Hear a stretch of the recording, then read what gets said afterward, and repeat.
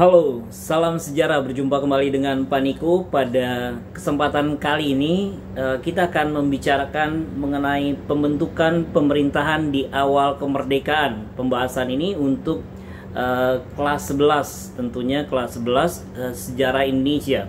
Dan ini kita membahas di ujung-ujung dari kelas 11 ya. Jadi seperti kita ketahui, sebuah negara pasti butuh pembicaraan-pembicaraan awal pada saat negara itu dibentuk ya. Jadi bahkan kalau kita belajar rumah tangga aja perlu pembicaraan awal, apalagi suatu negara yang mengurusi ribuan bahkan jutaan rumah tangga lainnya, yaitu di dalam suatu negara kesatuan Republik Indonesia. Jadi awalnya kita membicarakan mengenai PPKI, Panitia Persiapan Kemerdekaan Indonesia, yang dibentuk oleh Jepang sebetulnya ya. Namanya Dokuritsu Jumbi Inkai seperti kita ketahui. Jadi uniknya nih, PPKI ini tidak berjalan dengan mulus. Kenapa tidak berjalan dengan mulus? Karena pada saat PPKI itu dibentuk, terusnya Soekarno, Hatta, dan Rajiman Widyodiningrat itu dikirim ke Dalat, Vietnam. Nantinya terjadi peristiwa bom atom di Hiroshima dan Nagasaki, dan itu merubah perpolitikan ya dalam waktu singkat. Jadi waktu kesana juga ya sudah diberikan janji kemerdekaan, dan ketika pulang di Indonesia baru dengar kabar langsung bahwa Jepang sudah menyerah, dan itu juga akhirnya berubah total juga konstelasi politik mendekati hari H kemerdekaan, karena golongan pemuda mendesak untuk memerdekakan secepatnya tanpa campur tangan Jepang. Akhirnya sudah menjadi catatan sejarah dan bukan rahasia lagi bahwa kita merdeka tanggal 17 Agustus 1945. Nah, di hari kemerdekaan ini ya kita hanya fokus bagaimana kita bisa menyatakan kepada dunia bahwa kita sudah merdeka. Baru di keesokan harinya PPKI ini bersidang kembali. Jadi ini bersidang bukan kembali sebetulnya. Jadi ini persidangan pertama ya, karena tadinya hanya pertemuan-pertemuan informal saja. Persidangan pertamanya PPKI justru setelah Indonesia merdeka. Jadi panitia persiapan bersidangnya setelah Indonesia merdeka. Tapi itu bisa terjadi karena itu sudah menjadi sejarah kita bersama ya. Apa sih yang dibahas dan diputuskan dalam sidang pertama ini? Dalam sidang pertama ini waktu itu langsung jadi menetapkan dan mengesahkan UUD 1945. Jadi kenapa tinggal menetapkan dan mengesahkan? Ya karena pembicaranya sudah jauh-jauh hari sudah dilaksanakan oleh BPUPKI.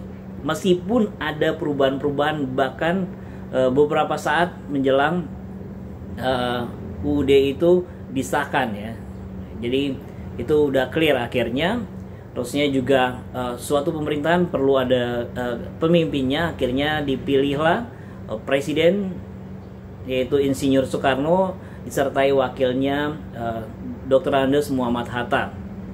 Itu akhirnya kita sudah punya pemimpin baru. Tadinya dua orang ini atau Dwi Tunggal ini yang membacakan proklamasi secara bersama-sama ya di depannya. Terusnya juga sebagai suatu pemerintahan perlu ada yang membantu presiden. Akhirnya dibentuklah Komite Nasional Indonesia, Komite Nasional sebagai pembantu presiden. Jadi itu di hari kedua setelah kemerdekaan nih, jadi 18 besoknya.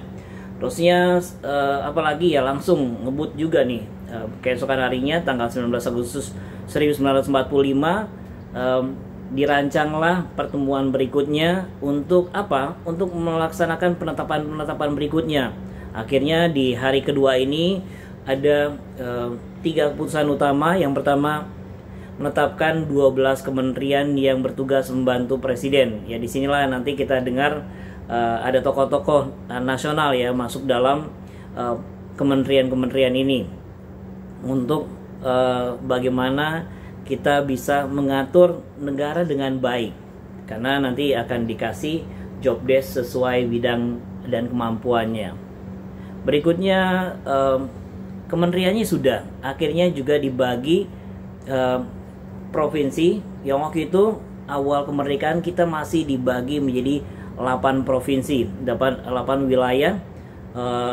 Ada di Sumatera, terusnya di Jawa, di Kalimantan, di Sulawesi, di Maluku dan Nusa Tenggara. Karena ada satu yaitu Papua atau sempat dinamakan Irian Jaya, itu belum masuk ke wilayah Indonesia yang diakui waktu itu. Akhirnya terbentuklah tadi 8 pimpinan daerah, gubernurnya masing-masing dipilih dari tokoh masing-masing daerah agar bisa berjalan dengan lancar. Yang ketiga apa? Yang ketiga akhirnya dibentuklah Badan Keamanan Rakyat, karena suatu negara tidak mungkin nantinya kacau karena nggak ada yang bisa menertibkan dan sebagainya. Badan Keamanan Rakyat ini juga bertugas menertibkan, mempertahankan dan sebagainya, meskipun baru tahap awal. Setelah 2 hari bersidang, PPKI break dulu ya, mungkin mereka lelah ya, jadinya akhirnya masuk ke tahap berikutnya, yaitu sidang PPKI ketiga. Itu di tanggal 22 Agustus mereka bersidang. Apa saja yang diputuskan pada sidang yang ketiga ini? Mereka membentuk Komite Nasional Indonesia Pusat, KNIP, yang berpusat di Jakarta. Terusnya juga menetapkan Partai Nasional Indonesia sebagai satu-satunya partai politik di Indonesia. Terusnya juga membentuk Badan Keamanan Rakyat, tentunya yang tadi sudah dibahas juga rencananya, tapi sudah betul-betul dibentuk pada hasil sidang PPKI yang ketiga ini. Jadi itulah tahapan sidang dari Panitia Persiapan Kemerdekaan Indonesia yang bersidang setelah Indonesia merdeka. Sampai sejauh ini bagaimana sih pemerintahan Indonesia ya? Nantinya tidak semudah yang dibayangkan ya, karena setelah itu nanti ternyata sekutu tidak tinggal diam, yaitu Amerika Serikat yang memimpin koalisi waktu itu melawan Jepang, melawan Jerman, melawan Italia. Yang di sana sekutunya Amerika Serikat termasuk diantaranya adalah Kerajaan Belanda, dan Kerajaan Belanda ini tidak rela ya bahwa mereka nanti betul-betul melepaskan wilayah ini. Akhirnya nanti ada pasukan-pasukan yang masuk kembali ke Indonesia, dan juga akhirnya pemerintah perlu melakukan langkah-langkah strategis ke depan. Apa langkah-langkah strategis ke depan ya? Kita akan ikuti dalam perjumpaan berikutnya. Jadi jangan lupa belajar. Kita juga harus bertahap menetapkan dan memikirkan hal-hal yang penting dari kehidupan kita. Ya, kita belajar dari bagaimana negara juga merencanakan. Jadi tetap semangat. Salam sejarah.